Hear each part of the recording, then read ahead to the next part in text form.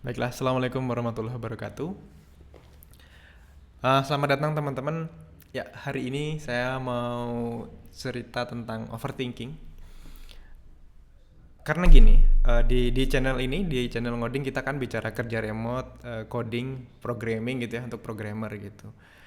Jadi kita ini, generasi-generasi zaman sekarang dan yang akan datang, itu sudah pasti bakal mengalami yang namanya overthinking.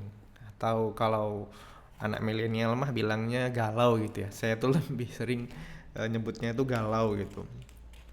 Jadi apalagi programmer. Programmer tuh karena kita mikir, karena kita kerjanya mikir dan bakal ada masa dimana kamu tuh galau. Dan saya tuh baru ngalamin minggu ini itu sampai nggak bisa tidur dan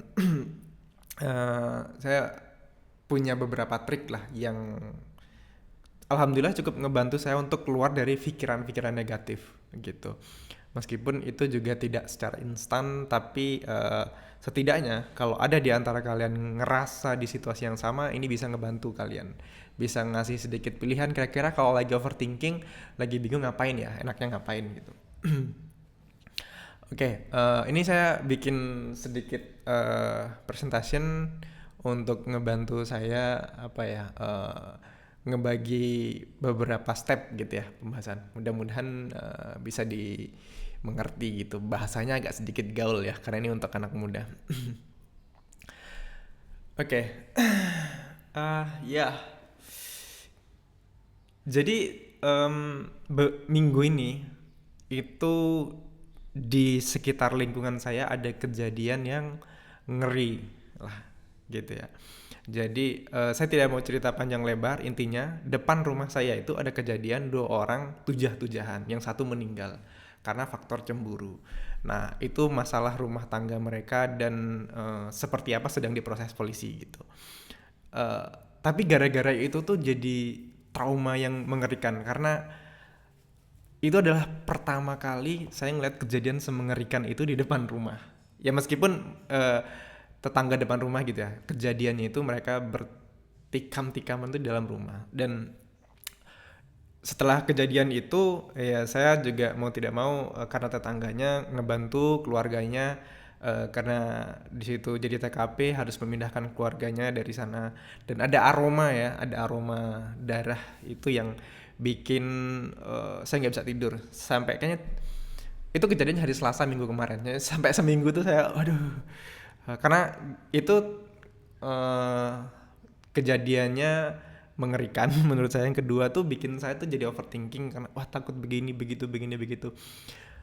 Ya jadi trauma itu bikin ada banyak ketakutan ketakutan yang sebenarnya nggak related sama itu, tapi saya tuh takut kehilangan orang dan segala macam gitu. Dan em, mengganggu banget, kerja jadi nggak bisa fokus, kemudian tidur nggak bisa nyenyak gitu. Ya efeknya tuh jadi saya sampai di hari ketiga itu badan saya sakit semua. Saya pergi ke tempat pijet, terus kayak hari keempat tuh saya nggak bisa nengok. Ini tuh masih agak agak sakit gitu, segitu parahnya itu. Jadi eh, sakit di pikiran itu bakal bikin badan kita juga terpengaruh gitu.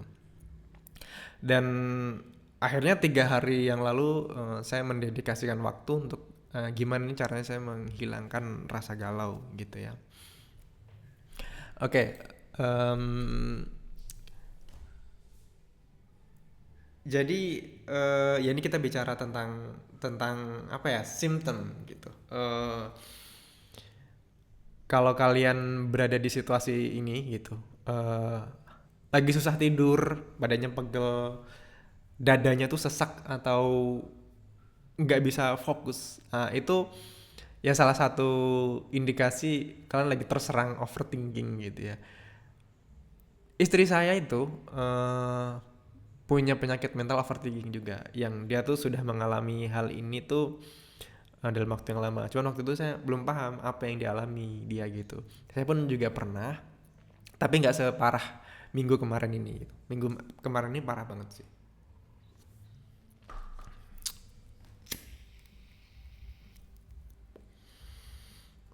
Oke.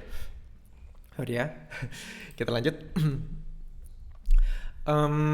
Jadi setelah beberapa kali nyoba banyak hal, ya kira-kira ini ya, saya melakukan hal ini. Jadi di samping ada kejadian itu, menurut saya yang paling besar pengaruhnya itu adalah sosial media gitu. Sosial media itu bikin saya tuh jadi capek gitu. Karena saya pikir, oke, saya nonton sosmed biar saya tuh nggak mikirin apa yang terjadi di depan rumah gitu. Apa yang terjadi di lingkungan saya. Tapi kok makin lama tuh kayak kan saya suka nonton YouTube Short, nonton Instagram Reels gitu. Ya, saya bisa menghabiskan banyak waktu dan menghilangkan pikiran. Tapi setelah selesai, itu kembali lagi dan saya merasa wah, capek banget gitu. Tidur tuh harus dibuat capek dulu mainan HP baru bisa tidur. Itu kan menyedihkan gitu. Ya ini ya anulah udah stop aja nih aplikasi-aplikasi yang bikin saya capek gitu. Saya nyetop itu dan lumayan berkurang. Cuman karena gini, kalau kita lagi terserang overthinking tuh kalau diem itu malah mengerikan gitu. Mengerikan buat kita dalam artian pikiran-pikiran itu makin berperang nih di kepala kita. Satu sisi kita pingin mengusir pikiran-pikiran buruk itu, tapi dia semakin menguasai kita tuh. Wah, itu tuh nggak enak banget rasanya gitu. Nah, salah satu yang bikin saya bisa tenang itu saya dengerin podcast gitu ya.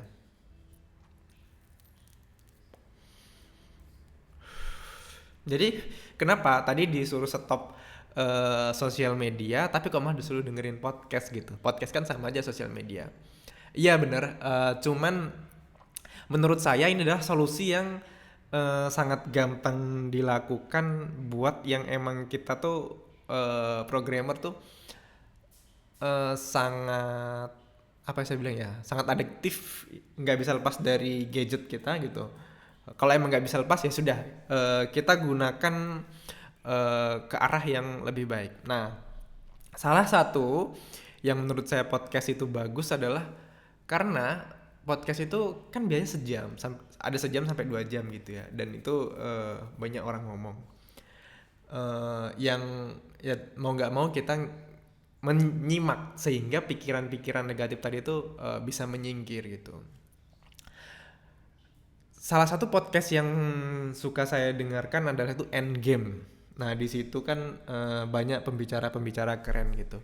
Saya tuh dengerin podcast penulis karena kan saya suka nulis. Saya dengerin podcast seorang penulis itu juga sama, dia kepalanya penuh dengan pikiran-pikiran yang kadang-kadang bisa mengkonsum dia. Terus bagaimana cara dia membangun ngebangun habit untuk bisa produktif dan segala macam, itu bikin saya terinspirasi gitu. Jadi kalian coba deh dengerin podcast dari orang-orang hebat sih, nggak harus penulis. Kalau saya emang sukanya penulis karena gini, banyak penulis-penulis itu yang punya cerita luar biasa menurut saya, dan mereka itu jago bercerita sehingga ketika berpodcast itu tuh nikmat banget.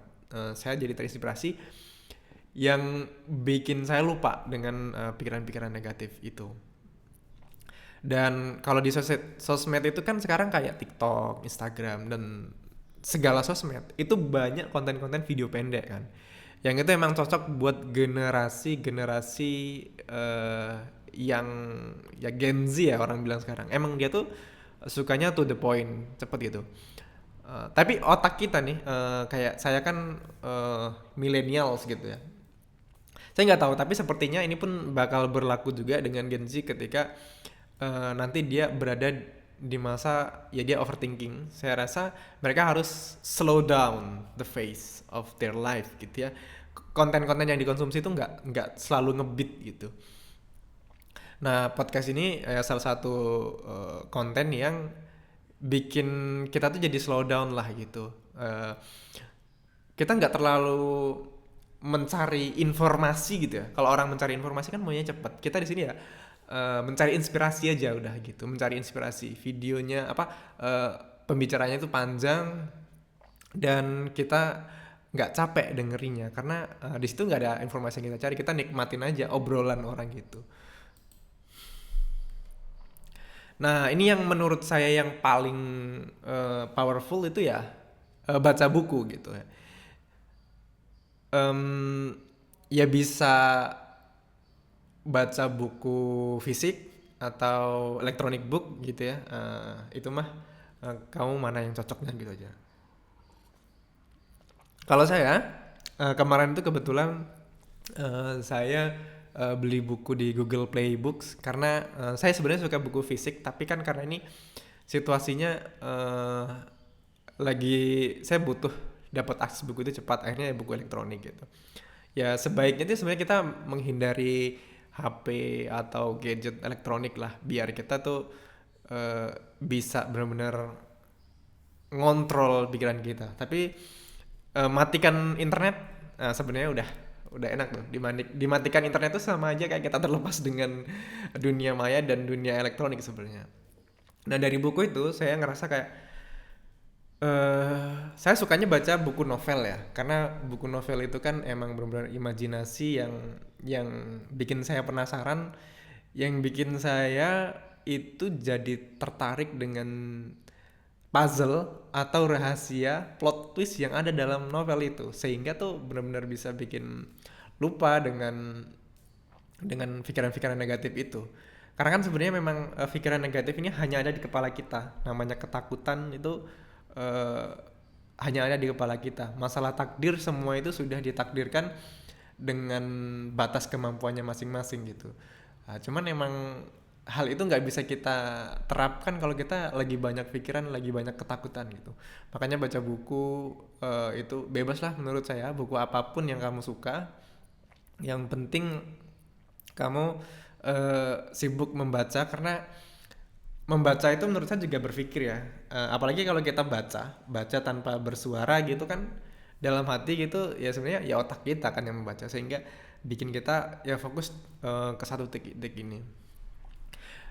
Mungkin dari semua hal ini tuh overthinking itu tuh bisa kita bunuh dengan gimana caranya kita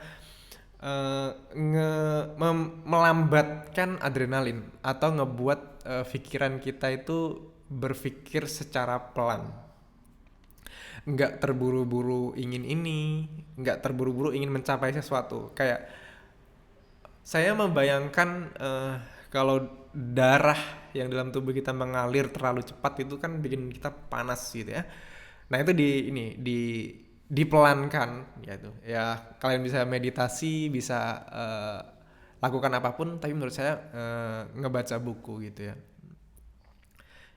Tentu setiap orang mungkin beda-beda caranya biar bisa lepas dari overthinking, tapi again saya ngerasa saya pernah ngalamin beberapa stage dalam kehidupan saya yang mana pikiran saya ini benar-benar menguasai saya dan saya takut banget tentang apa yang akan terjadi di masa depan dan cara paling ampuh untuk bisa membunuh pikiran negatif yang ada di kepala itulah dengan membaca buku.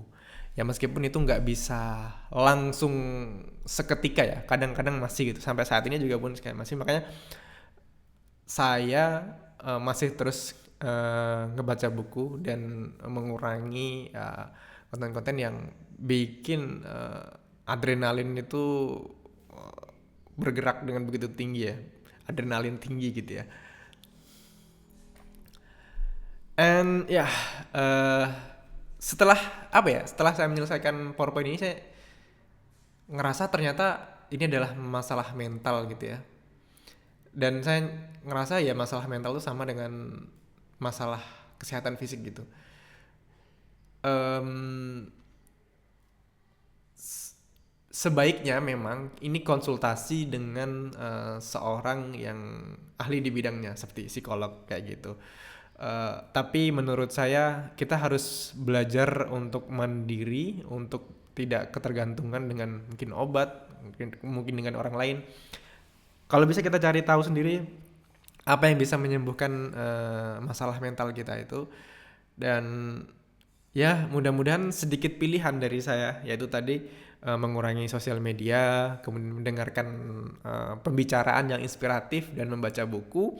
Ini bisa jadi pilihan buat teman-teman. Karena kemarin saya juga udah nyoba untuk pergi makan ke tempat favorit saya, pergi tamasya ke tempat yang indah, itu nggak, masih nggak mempan buat saya gitu. Buat saya yang mempan tiga hal ini tadi. Nah buat kalian mungkin pergi ke tempat yang indah, ke taman atau ke air terjun, ke laut atau kemana, itu mungkin bermanfaat. Kalian coba aja.